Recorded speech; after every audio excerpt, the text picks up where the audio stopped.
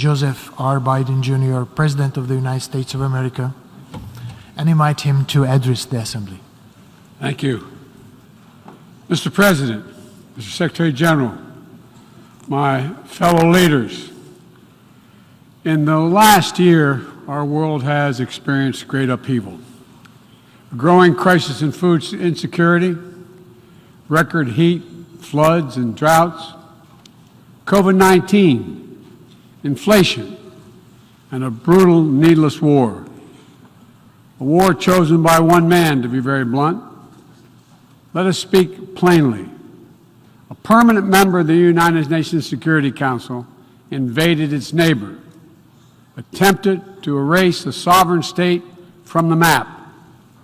Russia has shamelessly violated the core tenets of the United Nations Charter. No more important than the clear prohibition against countries taking the territory of their neighbor by force. Again, just today, President Putin has made overt nuclear threats against Europe and a reckless disregard for the responsibilities of the non-proliferation regime. Now, Russia's calling up more soldiers to join the fight, and the Kremlin is organizing a sham referenda to try to annex parts of Ukraine, an extremely significant violation of the UN Charter. This world should see these outrageous acts for what they are. Putin claims he had to act because Russia was threatened. But no one threatened Russia, and no one other than Russia sought conflict. In fact, we warned it was coming, and with many of you we worked to try to avert it. Putin's own words make his true purpose unmistakable. Just before he invaded, Putin asserted, and I quote, "Ukraine was created by Russia and never had, quote, real statehood." And now we see attacks on schools, railway stations, hospitals, on centers of Ukrainian history and culture. In the past, even more horrifying evidence of Russia's atrocity and war crimes. Mass graves uncovered in Izium, bodies, according to those who excavated those bodies, showing signs of torture. This war is about extinguishing Ukraine's right to exist as a state, plain and simple, and Ukraine's right to exist as a people. Whoever you are, wherever you live, whatever you believe, that should make your blood run cold. That's why 141 nations in the General Assembly came together and to unequivocally condemn Russia's war against Ukraine. The United States has marshaled massive levels of security assistance and humanitarian aid and direct economic support for Ukraine. More than $25 billion to date. Our allies and partners around the world have stepped up as well. And today, more than 40 countries represented in here have contributed billions of their own money and equipment to help Ukraine defend itself. The United States is also working closely with our allies and partners to impose costs on Russia, to deter attacks against NATO territory, to hold Russia accountable for the atrocities and war crimes. Because if nations can pursue their imperial ambitions without consequences, then we put at risk everything this very institution stands for, everything. Every victory won on the battlefield belongs to the courageous Ukrainian soldiers. But this past year, the world was tested as well, and we did not hesitate. We chose liberty. We chose sovereignty. We chose principles to which every party to the United Nations Charter is beholding. We stood with Ukraine. Like you, the United States wants this war to end on just terms, on terms we all signed up for, that you cannot seize a nation's territory by force. That the only country standing in the way of that is Russia. So we, each of us in this body, who's determined to uphold the principles and beliefs we pledge to defend as members of the United Nations, must be clear, firm, and unwavering in our resolve. Ukraine has the same rights that belong to every sovereign nation. We will stand in solidarity with Ukraine. We will stand in solidarity against Russia's aggression, period. Now, it's no secret that in the contest between democracy and autocracy, the United States and I, as President, champion a vision for our world that's grounded in the values of democracy. The United States is determined to defend and strengthen democracy at home and around the world because I believe democracy remains humanity's greatest instrument to address the challenges of our time. We're working with the G7 and like-minded countries to prove democracies can deliver for their citizens, but also deliver for the rest of the world as well. But as we meet today, the UN Charter's very basis of a stable and just rule-based order is under attack by those who wish to tear it down or distort it for their own political advantage. And the United Nations Charter was not only signed by democracies of the world, it was negotiated among citizens, dozens of nations with vastly different histories and ideologies, united in their commitment to work for peace. As President Truman said in 1945, the UN Charter, and I quote, is proof that nations like men can state their differences, can face them, and then can find common ground on which to stand, end of quote. That common ground was so straightforward, so basic, that today 193 of you, 193 member states have willingly embraced its principles. And standing up for those principles, for the UN Charter, is the job of every responsible member state. I reject the use of violence and war to conquer nations or expand borders through bloodshed, to stand against global politics of fear and coercion, to defend the sovereign rights of smaller nations as equal to those of larger ones, to embrace basic principles like freedom of navigation, respect for international law, and arms control. No matter what else we may disagree on, that is the common ground upon which we must stand. If you're still committed to a strong foundation for the good of every nation around the world, then the United States wants to work with you. I also believe the time has come for this institution to become more inclusive so that it can better respond to the needs of today's world. Members of the UN Security Council, including the United States, should consistently uphold and defend the UN Charter and refrain from the use of the veto, except in rare, extraordinary situations, to ensure that the Council remains credible and effective. That is also why the United States supports increasing the number of both permanent and non-permanent representatives of the Council. This includes permanent seats for those nations we have long supported and permanent seats for countries in Africa, Latin America, and the Caribbean. The United States is committed to this vital work.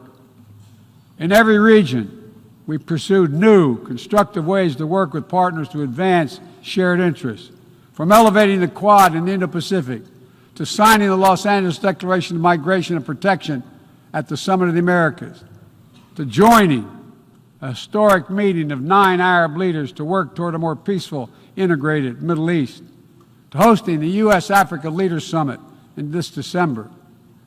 As I said last year, the United States is opening an era of relentless diplomacy to address the challenges that matter most to people's lives, all people's lives. Tackling climate crisis, as the previous speaker spoke to, strengthening global health security, feeding the world. We made that priority, and 1 year later we're keeping that promise. From the day I came to office, we've led with bold climate agenda. We rejoined the Paris Agreement, convened the major climate summits, helped deliver critical agreements on the COP26. We helped get 2/3 of the world's GDP on track to limit warming to 1.5 degrees Celsius. And now, I've signed a historic piece of legislation here in the United States that includes the biggest, most important climate commitment we have ever made in the history of our country, $369 billion toward climate change. That includes tens of billions in new investments in offshore wind and solar, doubling down on zero-emission vehicles, increasing energy efficiency, supporting clean manufacturing. Our Department of Energy estimates that this new law will reduce U.S. emissions by 1 gigaton a year by 2030, while unleashing a new era of clean energy-powered economic growth. Our investments will also help reduce the cost of developing clean energy technologies worldwide, not just in the United States. This is a global game changer, and none too soon. We don't have much time. We all know we're already living in a climate crisis. No one seems to doubt it after this past year. We meet. Much of Pakistan is still underwater, needs help. Meanwhile, the Horn of Africa faces unprecedented drought. Families are facing impossible choices, choosing which child to feed and wondering whether they'll survive. This is the human cost of climate change, and it's growing, not lessening. So, as I announced last year, to meet our global responsibility, my administration is working with our Congress to deliver more than $11 billion a year to international climate finance, to help lower-income countries implement their climate goals and ensure a just energy transition. The key part of that will be our PEPFAR plan, which will help 500 million people in especially vulnerable countries adapt to the impacts of climate change and build resilience. This need is enormous. So let this be the moment we find within ourselves the will to turn back the tide of climate devastation, and unlock a resilient, sustainable, clean energy economy to preserve our planet.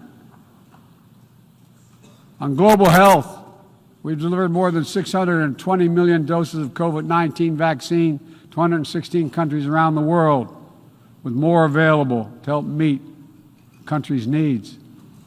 All free of charge, no strings attached, and we're working closely with the G20 and other countries in the United States help lead the change to establish a groundbreaking new fund for pandemic prevention, preparedness, and response at the World Bank. At the same time, we've continued to advance the ball on enduring global health challenges. Later today, I'll host the 7th Replenishment Conference for the Global Fund to fight AIDS, tuberculosis, and malaria. With bipartisan support in our Congress, I have pledged to contribute up to $6 billion to that effort. So I look forward to welcoming a historic round of pledges at the conference, resulting in one of the largest global health fundraisers ever held in all history. We're also taking down the food crisis head on, with as many as 193 million people around the world experience acute food insecurity, a jump of 40 million in a year.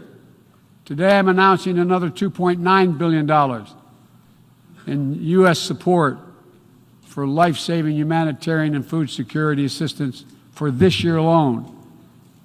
Russia, in the meantime, is pumping out lies, trying to pin the blame for the crisis, the food crisis, on the sanctions imposed by many in the world for the aggression against Ukraine. So let me be perfectly clear about something. Our sanctions explicitly allow Russia the ability to export food and fertilizer. No limitation. It's Russia's war that is worsening food insecurity, and only Russia can end it.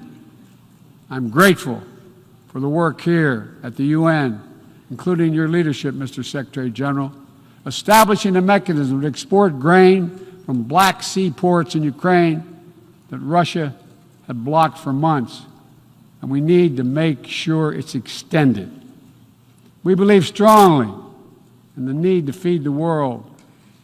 That's why the United States is the world's largest supporter of the World Food Program, with more than 40% of its budget. We're the leading support of the UNICEF efforts to feed children around the world. To take on a larger challenge of food insecurity, the United States introduced a call to action, a roadmap eliminating global food insecurity, that more than 100 nation member states have already supported. In June, the G7 announced more than $4.5 billion to strengthen food security around the world through USAID's Feed the Future initiative. The United States is scaling up innovative ways to get drought and heat-resistant seeds into the hands of farmers who need them, while distributing fertilizer and improving fertilizer efficiency so that farmers can grow more while using less. And we're calling on all countries to refrain from banning food exports or hoarding grain while so many people are suffering. Because in every country in the world, no matter what else divides us, if parents cannot feed their children, nothing else matters. If parents cannot feed their children. As we look to the future, we're working with our partners to update and create rules of the road for new challenges we face in the 21st century. We launched the Trade and Technology Council with the European Union to ensure that key technologies are developed and governed in the way that benefits everyone. With our partner countries and through the UN, we're supporting and strengthening the norms of responsible state behavior in cyberspace, and working to hold accountable those who use cyber attacks to threaten international peace and security. With partners in the Americas, Africa, Europe, and the Middle East, and the Indo-Pacific, we're working to build a new economic ecosystem where every nation gets a fair shot, and economic growth is resilient, sustainable, and shared. That's why the United States has championed a global minimum tax, and we will work to see it implemented so major corporations pay their fair share everywhere. It's also been the idea behind the Indo-Pacific Economic Framework, which the United States launched this year with 13 other Indo-Pacific economies. We're working with our partners in ASEAN and the Pacific Islands to support a vision for a critical Indo-Pacific region that is free and open, connected and prosperous, secure and resilient. Together with partners around the world, we're working to secure resilient supply chains that protect everyone from coercion or domination, and ensure that no country can use energy as a weapon. And as Russia's war riles the global economy, we're also calling on major global creditors, including the non-Paris Club countries, to transparently negotiate debt forgiveness for lower-income countries, to forestall broader economic and political crisis around the world. Instead of infrastructure projects that generate huge and large debt without delivering on the promised advantages, let's meet the enormous infrastructure needs around the world with transparent investments, high-standard projects that protect the rights of workers and the environment, keyed to the needs of the communities they serve, not to the contributor. That's why the United States, together with fellow G7 partners, launched a Partnership for Global Infrastructure and Investment. We intend to collectively mobilize $600 billion in investment through this partnership by 2027. Dozens of projects are already underway. Industrial-scale vaccine manufacturing in Senegal, transformative solar projects in Angola, first-of-its-kind small modular nuclear power plant in Romania. These are investments that are going to deliver returns not just for those countries, but for everyone.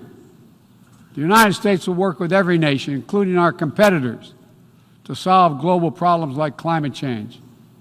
Climate diplomacy is not a favor to the United States or any other nation, and walking away hurts the entire world. Let me be direct about the competition between the United States and China. As we manage shifting geopolitical trends, the United States will conduct itself as a reasonable leader. We do not seek conflict. We do not seek a Cold War. We do not ask any nation to choose between the United States or any other partner. But the United States will be unabashed in promoting our vision of a free, open, secure, and prosperous world and what we have to offer communities of nations. Investments that are designed not to foster dependency, but to alleviate burdens and help nations become self-sufficient. Partnerships not to create political obligation, but because we know our own success. Each of our successes increased when other nations succeed as well. When individuals have the chance to live in dignity and develop their talents, everyone benefits. Critical to that is living up to the highest goals of this institution, increasing peace and security for everyone, everywhere. The United States will not waver in our unrelenting determination to counter and thwart the continuing terrorist threats to our world. And we will lead with our diplomacy to strive for peaceful resolution of conflicts. We seek to uphold peace and stability across the Taiwan Straits. We remain committed to our One China policy, which has helped prevent conflict for 4 decades. And we continue to oppose unilateral changes in the status quo by either side. We support an African Union-led peace process to end the fighting in Ethiopia, restore security for all its people. In Venezuela, where years of political oppression have driven more than 6 million people from that country, we urge the Venezuelan-led dialogue and return to free and fair elections. We continue to stand with our neighbor in Haiti as it faces political, fueled gang violence and an enormous human crisis. And we call on the world to do the same. We have more to do. We'll continue to back the UN-mediated truce in Yemen, which has delivered precious months of peace to people that have suffered years of war. And we will continue to advocate for lasting negotiating peace between the Jewish and democratic state of Israel and the Palestinian people. The United States is committed to Israel's security, full stop. And a negotiated 2-state solution remains, in our view, the best way to ensure Israel's security and prosperity for the future and give the Palestinians the state to which they are entitled. Both sides to fully respect the equal rights of their citizens. Both people enjoying equal measure of freedom and dignity. Let me also urge every nation to recommit to strengthening a nuclear non-proliferation regime through diplomacy. No matter what else is happening in the world, the United States is ready to pursue critical arms control measures. A nuclear war cannot be won and must never be fought. The 5 permanent members of the Security Council just reaffirmed that commitment in January. But today, we're seeing disturbing trends. Russia shunned the non-proliferation ideals embraced by every other nation at the 10th NPT Review Conference concerning nuclear buildup without any transparency.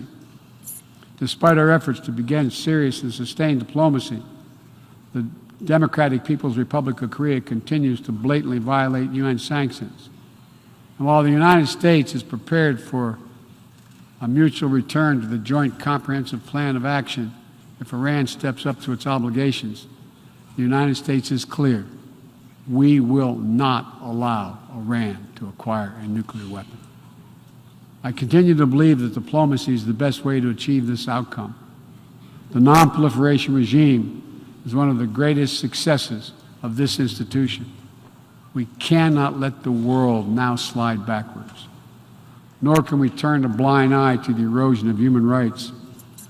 Perhaps singular among this body's achievements stands the Universal Declaration of Human Rights, which is the standard by which our forebears challenged us to measure ourselves.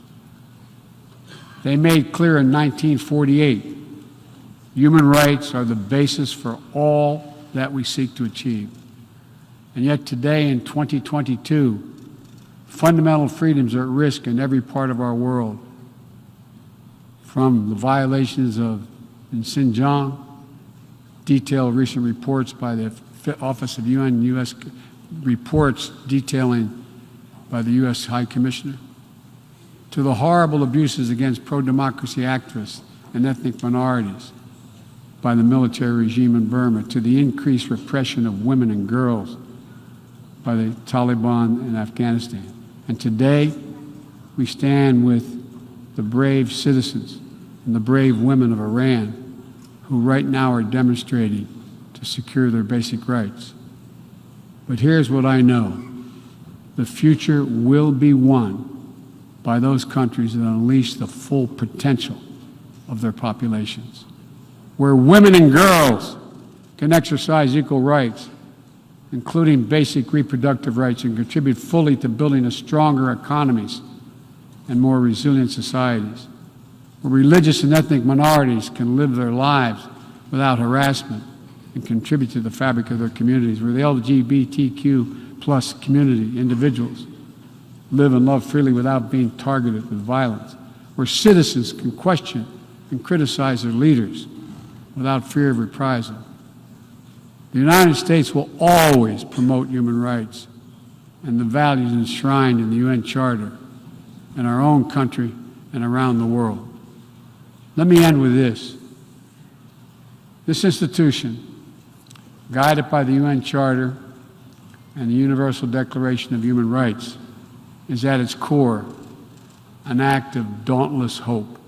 Let me say that again. It's an act of dauntless hope.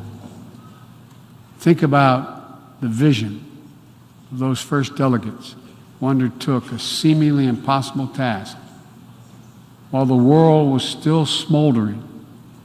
Think about how divided the people of the world must have felt with the fresh grief of millions dead, the genocidal horrors of the Holocaust exposed. They had every right to believe only the worst of humanity. Instead, they reached for what was best in all of us, and they strove to build something better. Enduring peace, comity among nations, equal rights for every member of the human family, cooperation for the advancement of all humankind. My fellow leaders, the challenges we face today are great indeed, but our capacity is greater. Our commitment must be greater still. So let's stand together to again declare the unmistakable resolve that nations of the world are united still, that we stand for the values of the UN Charter, that we still believe by working together we can bend the arc of history toward a freer and more just world for all our children, although none of us have fully achieved it. We're not passive witnesses to history. We are the authors of history. We can do this. We have to do it for ourselves and for our future, for humankind. Thank you for your tolerance, for listening to me. I appreciate it very much. God bless you all. On behalf of the General Assembly, I wish to thank the President of the United States of America for the statement just made, and I request the protocol to escort His Excellency. May I request representatives to remain seated while we suspend the meeting for 5 minutes before resuming.